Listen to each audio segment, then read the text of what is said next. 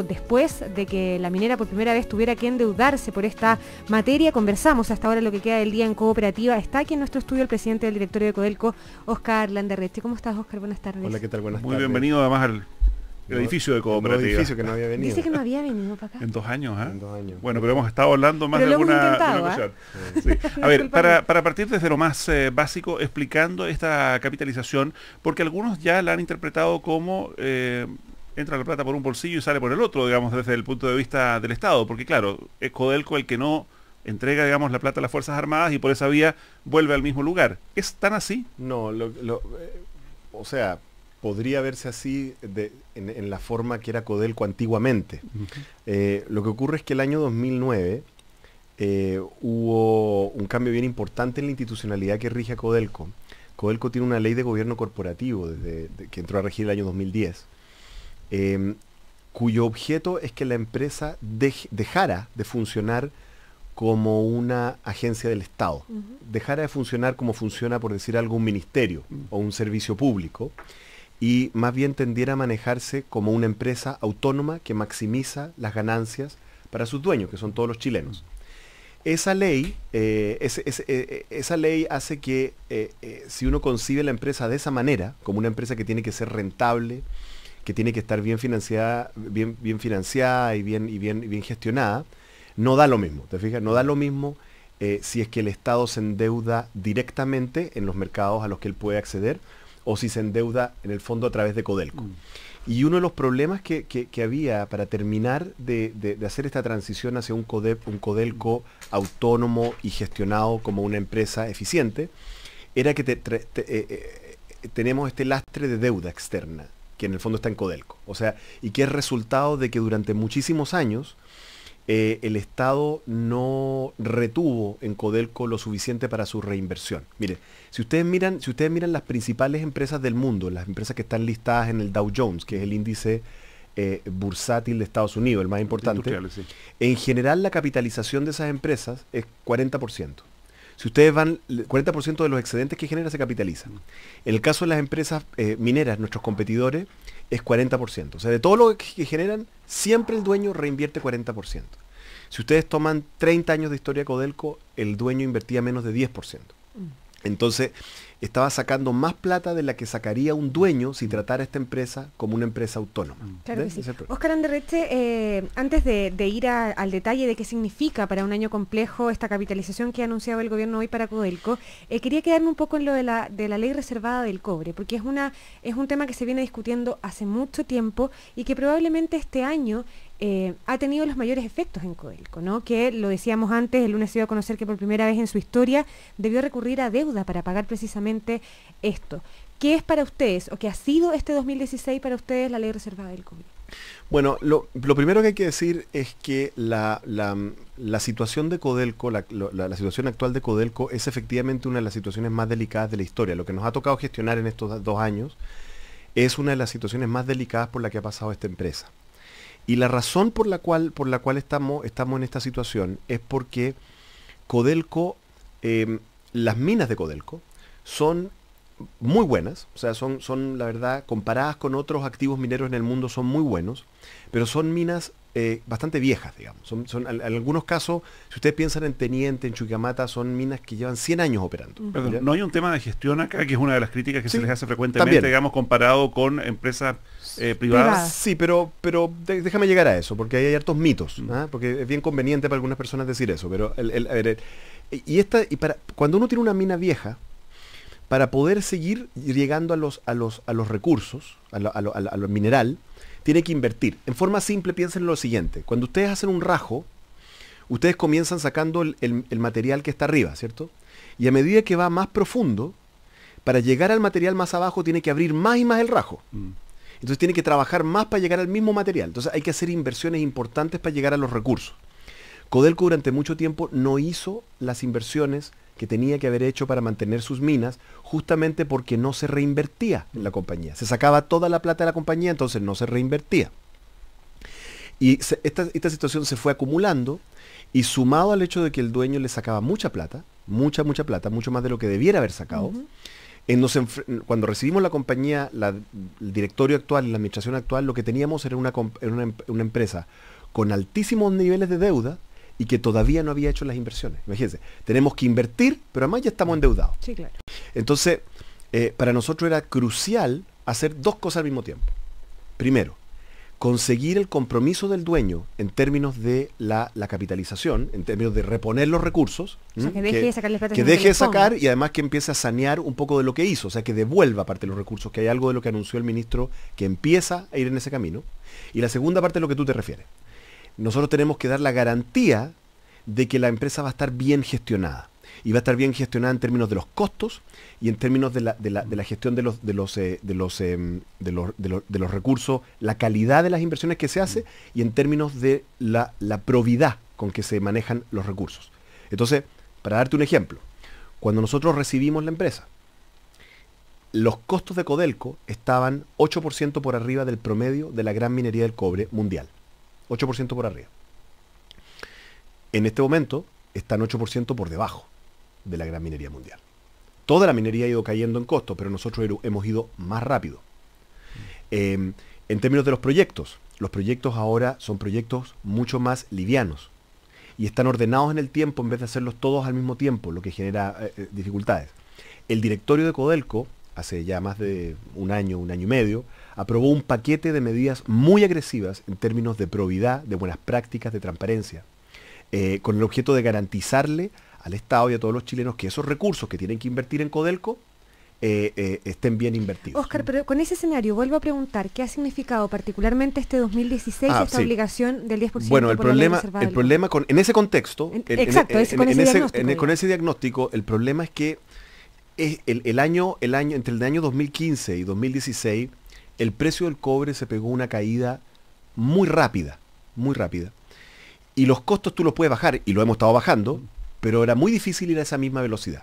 Y eso significa que durante un rato, básicamente dos trimestres, estábamos con pérdidas. Esa es la verdad. Mientras los costos nuestros convergían por debajo del precio. Ya estamos con ganancia, pero durante un rato estábamos con pérdidas. Gracias al aumento en el precio del cobre. No, antes del aumento del precio del cobre. ¿Sí? Las cifras que entregamos la semana pasada son de antes de la elección norteamericana. Codelco ya estaba logrando números azules gracias a su contención de costos. Así que no, ni un centavo de ganancia todavía gracias al efecto ni de Donald Trump ni de la demanda china. Bienvenido sea. Pero a partir entonces del aumento del precio del cobre, ¿podríamos esperar utilidades importantes ya hacia el próximo año? Si es que se sostiene. Los precios del cobre han mostrado que son bastante volátiles. Vuelvo a la pregunta. En ese contexto de ganancias cero o de excedentes negativos por un rato, la ley reservada del cobre nos obligaba a pagar igual. ¿Por qué? Porque la ley reservada del cobre funciona de la siguiente manera. Codelco tiene que traspasarle a la Fuerza Armada, digamos, un 10% de sus ventas. Por venta. Independientemente si está ganando plata o no. Claro. Es por la venta.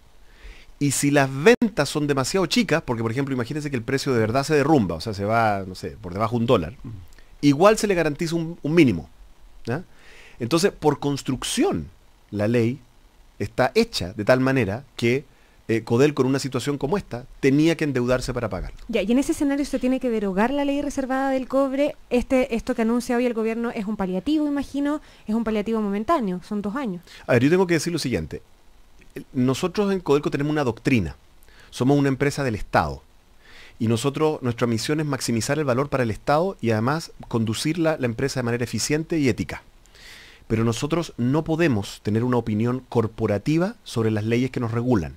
Por lo tanto, lo que yo te voy a decir a continuación es la posición mía, de Óscar personal. Perfecto. Pero no hay una posición oficial de Codelco sobre ninguna ley que lo regula, ni la ley reservada del cobre, ni una ley ambiental. ¿Cuál es la posición de Óscar Landerreche? La posición mía es que la ley reservada del cobre es un instrumento absolutamente absurdo. En economía, yo soy profesor de economía en la Universidad de Chile. Es casi, no sé, de introducción a la economía. No ni siquiera introducción a la economía, de introducción a la política fiscal, lo más básico que sabe un estudiante de pregrado de economía, que un impuesto a las ventas es fundamentalmente ineficiente, por las razones que estamos viendo. Sí, claro. Los impuestos deben ser a las utilidades, a la renta, al valor agregado, pero nunca a las ventas, ¿no es cierto? Ese es un instrumento malo. Lo otro que tiene mal la ley reservada del cobre es lo siguiente. Supongan ustedes, entre los radioescuchas, que ¿cómo se decían? ¿Ah? Los radioescuchas. Auditores. Radioescucha me gusta más la antigua. Estoy tratando de hablar como Nelson Pizarro. Así que, entre los radioescuchas, estoy seguro que hay mucha gente que cree que Chile gasta mucho en defensa. Y otros que piensan que no, que está bien, o que incluso que gaste más. Por supuesto. Debe haber de todo, ¿cierto? Algunos piensan de una manera, otros piensan de otra. A todos ellos les digo lo siguiente. Cualquiera sea el nivel de gasto que usted cree que debe tener Chile en defensa, mucho, más o menos, no tiene nada que ver con el precio del cobre. No tiene nada que ver. Tiene que ver con lo que usted piensa que tiene que tener Chile en términos de capacidad disuasiva, en términos, etcétera. Por lo tanto, asociar el gasto militar al precio del cobre, que tal como lo comentábamos hace un rato, es fundamentalmente volátil, se mueve para arriba, para abajo, dependiendo de la... No tiene sentido ni siquiera desde el punto de vista de un buen manejo de las cuentas militares. Entonces, es una ley que a mi juicio, y de nuevo, esto no es una posición de Codelco, es mía, a mi juicio tiene que ser derogada y reemplazada por un mecanismo multianual con ciertas restricciones de secreto, como pasa en todos los países con los presupuestos militares. Estamos en cooperativa con Oscar Landerreche, presidente del directorio de Codelco, y ya que menciona a Nelson Pizarro, presidente ejecutivo de Codelco, aquí tenemos las frases del día en cooperativa. Esta seguramente ha sido una de las frases del año, aquella de que no tenemos un puto peso. Tiene peores, yo lo sé, digamos. Pero no en público, ¿sí? Pero no tan públicas. Ustedes tengo anotada. Desde el directorio respaldan esa expresión, por supuesto. No en el sentido, no podría decir que mis colegas, tengo algunos colegas que son aún más antiguados que yo, así que pero el diagnóstico, lo que hay por de fondo. Supuesto, sí, porque efectivamente, a ver, miren, esto es muy simple. Yo hice una cuenta bien sencilla acá. Si ustedes miraban a Codelco el año 2004, o sea, antes del boom del precio del cobre, antes del boom del precio del cobre, la deuda de Codelco era 4.000 millones de dólares. Ahora, eso suena una cosa espantosamente grande, pero déjenme asegurarles que 4.000 millones, si tuviéramos una deuda de 4.000 millones de dólares, estaríamos súper bien, ¿ya? 4.000 millones de dólares. Al terminar el ciclo, cuando nosotros asumimos, el año 2014, teníamos una deuda de 14.000 millones de dólares. Entonces una de las primeras cosas cuando identifiqué esto, al recién llegado presidente del Codelco, se lo expliqué a mi vieja, a mi mamá. Y mi mamá me dijo, a ver, mijito, a ver si le entiendo. Usted me está diciendo que durante los años en que su compañía, porque ya era mía la compañía, ¿no? Era culpa mía. Ya. Los años en que su compañía tuvo los mejores precios, los precios históricos, en que generó más excedente, más encima se endeudó. Y yo sí, pues, eso es lo que pasó. ¿Me entiendes? Entonces, eso genera un problema. Cuando tú, más encima que te gastaste la plata, te endeudaste. No queda plata. No hay. Ahora, lo que pasa es que, y la última pregunta, al menos de mi parte, porque ya estamos sobre el tiempo, Oscar, pero es que a partir de esa frase, a partir de ese diagnóstico, y a propósito del tema de gestión que comentábamos, no pocos recordaron y viralizaron los sueldos en Codelco, los gastos en Codelco, los ingresos millonarios que tienen mes a mes muchos de los ejecutivos de la empresa. ¿Qué se le responde a la gente que dice, a ver, se están quejando de llenos? No, yo tengo que hacer una respuesta ahí súper responsable, porque son mis colegas y son las personas con las que trabajo. Entonces, yo tengo que hacer una diferencia ahí. Primero, yo presido el directorio de Codelco. El directorio de Codelco somos personas que somos nombradas por la Presidenta de la República por el sistema de alta dirección pública. Los salarios del directorio de Codelco son fijados por el Ministerio de Hacienda. Y son salarios que son menores a los que tiene un subsecretario o un diputado. ¿Ok? Eso es el directorio de Codelco. Los ejecutivos de Codelco reciben salarios que nosotros hemos hecho estudios para saber cuánto están, que son bastante más alto que eso, pero que igual se encuentran algo así como 20%, o en algunos casos 30 o 40% por debajo de lo que ganan en el sector privado. Responsablemente yo tengo que decir lo siguiente. Cuando una vez yo me acuerdo que le preguntaron a Bielsa, yo soy bielsista, por si acaso. Uno de tantos. Chuncho bielsista. Entonces a Bielsa le preguntaron por lo que él ganaba, porque Bielsa tiene unos salarios, imagínense, Bielsa yo le pagaría más. Pero Bielsa entonces le decían su salario y él dijo una frase que yo creo que es muy importante. Que él entendía que cuando una persona común y corriente veía lo que ganaba una persona como él, eso era indignante y era difícil y ofensivo y difícil de entender. Y yo entiendo que para la gente sea difícil de entender los salarios que nosotros como directorio autorizamos que ganen los grandes ejecutivos de Codelco, pero créanme, nosotros no lo hacemos por gusto. ¿ah? De hecho, nosotros no lo ganamos eso. ¿Ah? Lo hacemos porque estamos inmersos en un mercado en el cual el talento de ese mercado, del mercado de los grandes ingenieros de mina, de la gente más talentosa en esta área, tiene esos niveles de remuneración y nosotros necesitamos a los mejores en Codelco. Y quiero decir lo siguiente, la opinión del directorio de Codelco es que en este momento el equipo que tiene Nelson Pizarro es de lo mejor, es un Dream Team de la minería y está mostrando los resultados. Óscar Landerreche, ahora sí nos vamos, pero no puedo dejar de hacer la última pregunta, que es más política, y se la hago a Óscar Landerreche, no al presidente del directorio de Codelco, que tiene que ver con la presidencial, básicamente. Se ha dicho harto, se ha rumoreado harto que podrías dejar el cargo para sumarte al equipo de Ricardo Lagos, tal como lo hizo el exministro de Energía Máximo Pacheco. ¿Eso existe como posibilidad? No. ¿Por qué? Categóricamente no. No es que ni hoy ni mañana. No, porque yo lo he hablado con el presidente Lago. Yo soy una persona que tengo una relación larga con... ¿Lo hablaste a propósito que él te lo planteó? No, lo hablé porque yo sabía que esta pregunta iba a surgir. Ya. Yo tengo una relación de muchos años, un poco más académica con Ricardo Lago. Escribimos libros juntos, hacemos una actividad, yo lo llevé de profesor a la Chile, tenemos una actividad más bien académica. Mucha gente no le conoce ese lado a Ricardo Lagos porque lo ve como el político, pero Ricardo Lagos durante mucho tiempo fue profesor y académico. Doctora. Y esa es como la relación que yo tengo con él. Y lo que él y yo estamos de acuerdo es lo siguiente, lo que estamos haciendo en Codelco es crucial. Y yo considero que este trabajo que la presidenta Bachelet me honró en tener y me desafió en tener, es un trabajo que tengo que hacer bien. Y eso significa que tengo que apechugar hasta el final. Y yo lo voy a hacer de esa manera porque todo esto que le he dicho a usted, todos estos logros que hemos tenido, han sido extremadamente difíciles. Y me parece a mí lo siguiente, y si me permites una pequeña cosita un poquito más atrevida. Yo creo que estamos en una era en que los actores públicos, demasiados actores públicos, no todos, demasiados actores públicos actúan como que los cargos que les dan son una especie como de peldaño en escaleras que conducen a otras cosas. Y pierden la perspectiva de las responsabilidades que deben asumir en los cargos que tienen ahora. Y que a veces esas responsabilidades implican sacrificios de cosas que podrían ganar el futuro. Y yo tengo la determinación de comportarme, al menos yo personalmente, de otra manera. Óscar Landerreche, el presidente del directorio de Codelco, hasta ahora lo que queda del día en Cooperativa. Óscar, muchísimas gracias por venir. Gracias a usted y bonito edificio. Muchas gracias. Muy amable.